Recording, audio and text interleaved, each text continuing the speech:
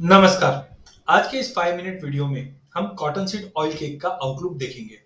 देखिए, cotton seed oil cake की अगर बात करें तो जैसे हमने उम्मीद की थी, प्राइजेस में एक जबरदस्त रैली बनते हुए दिखाई दी। आपको मेरा पिछला वीडियो अगर ध्यान हो तो मैंने 2750 के ऊपर बताया था कि मार्केट में एक तेजी बनेगी। जो पहले हमने 3000 तक का लेवल आते हुए देखा और अब 3000 के बाद मार्केट ने इतनी बड़ी रैली देखी थी। हमारी भी उम्मीद थी कि प्राइजेस 3250 से 3300 तक ही जाएगा, बट आज हम देख रहे हैं कि मार्केट 3500 तक भी चले गए, क्योंकि ये जनरल फिनोमिना ही है। अगर आप सीजनैलिटी देखोगे तो आपको हमेशा दिखेगा कि अगस्त में इतना बड़ा मूव हमेशा ही बनता है। लेकिन मेरा जो कंसर्न था उसको आने में 3 दिन रह गए हैं और उसके संकेत अब मिलना चालू हो चुके हैं।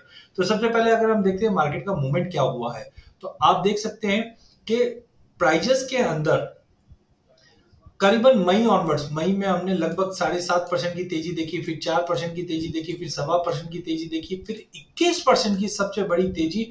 और आज इनफैक्ट मॉर्निंग में एक स्पाइक लगाता हुआ दिखाई दिया जहां पे 3680 का हाई लगता हुआ दिखाई दिया। नो डाउट अब प्राइजेस एज ऑफ नाउ 3500 के करीब आ चुका है, जो हायर लेवल से निकलने की कोशिश कर रहा है। लेकिन इसमें सबसे चौंकाने वाली चीज क्या है, वो है क्यूमुलेटिव ओआई।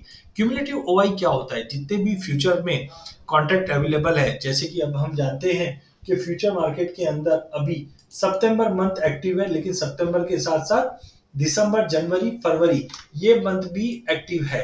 तो यहाँ पे मुझे लगता है कि सितंबर मंथ के बाद से ही अगर हम देखें तो एक बड़ी गिरावट कम से कम 500-700 पॉइंट की रहेगी। ठीक है, मंथ का भी चेंज होगा, उसका भी फर्क पड़ेगा, लेकिन दबाव बनेगा। उसका कारण बताता हूँ।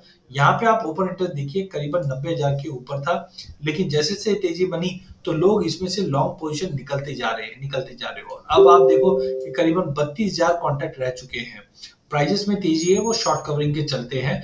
यहाँ पे अब बाइंग करना बिल्कुल भी नहीं है। मैंने पहले भी कहा था कि अगर आप फिजिकल ट्रेडर हो तो 3200-3300 जो भी मिलता है धीरे धीरे धीरे धीरे करके कम कर लेना।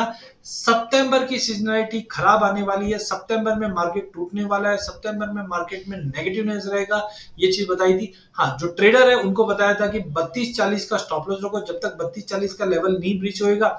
ऊपर में 3300, 3340, 3380 दिखा देगा। हाँ, ये उम्मीद नहीं थी कि 36 हो जाएगा, क्योंकि मैंने पहले भी कहा था पैसा आता हुआ दिखेगा लेकिन आएगा नहीं, क्योंकि मार्केट में आज भी देखो 3680 का हाई मारा। अगर किसी ने लेके भी रखा होगा तो उसका माल बिका नहीं है, उसका माल तो 3500 में ही बिकेगा। तो थोड़ा समझ के रहिए, यहाँ पे ओआई खत्म होना चालू हो चुकी है।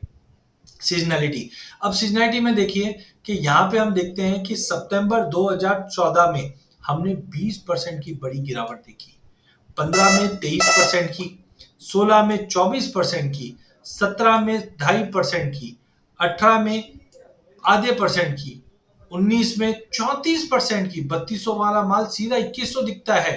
नया माल आएगा तो डेफिनेटली उसका इंपैक्ट पड़ेगा, ये चीज ध्यान रखिए कि सीजनैलिटी चेंज की वजह से ये बड़ा फॉल है। ओल्ड क्रॉप और न्यू क्रॉप में फर्क आ जाता है। देन 2021 में भी 4%, 2022 में 15%, 2023 में 1.5%। तो कुल मिला के ऑन एन एवरेज 12 से 15% तक की भी गिरावट हम देख पाएंगे। तो एक चीज समझ के चलिए, हो गए 3 दिन का भी हाई लगना था वो लग गया। इसको टेक्निकली कैसे मैं क्वांटिफाई कर सकता हूँ, तो टेक्निकली के साथ साथ सीजनैलिटी देखते हैं। तो सीजनैलिटी में हुआ क्या है कि हम देखते हैं अप्रैल से ही मार्केट में तेजी बनती है और जो टॉप कर जाती है अगस्त में। तो अभी हम अगस्त मंथ के 3 दिन बाकी है और आप देख सकते हैं टॉप बनना था और वो टॉप हम एज ऑफ नाउ बनते हुए देख पा रहे हैं पूरे मार्केट। तो यहाँ पे आप देखिए 5 साल के एवरेज में यहाँ से एक बड़ा फॉल आता है, फिर मार्केट में रिकवरी समझो अक्टूबर ऑनवर्ड धीरे धीरे बन जाता है। पिछले साल भी ऐसा ही हुआ था, मार्केट में एक तेजी बनी, फिर गिरावट आया, फिर तेजी आ गया।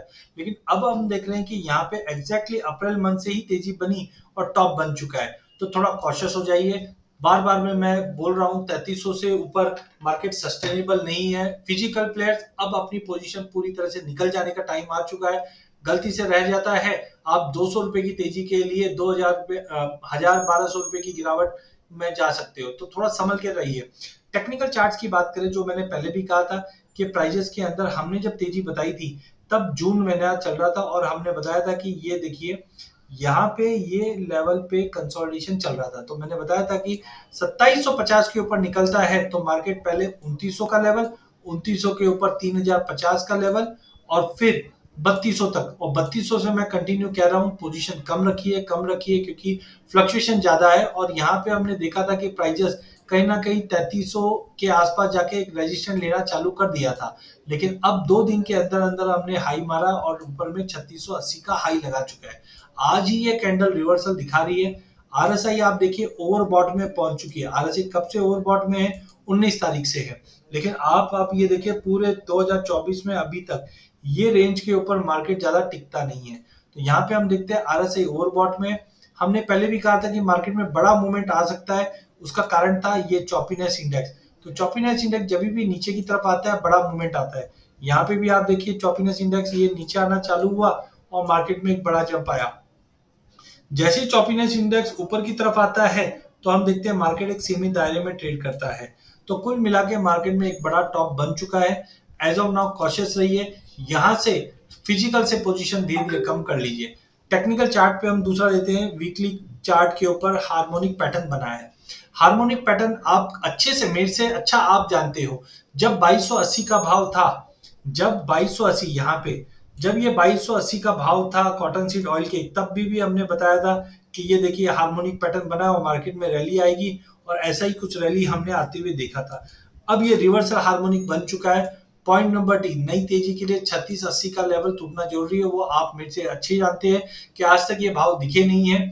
ठीक है, आगे क्या होगा वो आप भी नहीं जानते, मैं भी नहीं जानता, लेकिन टेक्निकल फंडामेंटल, क्योंकि ऊंचे भाव पे लेवाल नहीं आने वाले हैं। हाँ, कंफर्मेशन के लिए वी आर वेटिंग कि कल के सेशन में अगर 3380 या 3400 के नीचे निकलता है तो मुझे लगता है प्राइसेस बैर मिनिमम सपोर्ट जो देखेगा वो देखेगा 2900 के नीचे 2700। लेकिन अभी हम बात कर रहे हैं कि अगर 3400 के नीचे की क्लोजिंग आती है तो हम नया मंथ का कॉन्ट्रैक्ट तो वैसे भी नीचे ट्रेड कर रहा है, लेकिन मुझे लगता है कम से कम 2900 तक का एक फेयर प्राइस बनना चाहिए मिनिमम।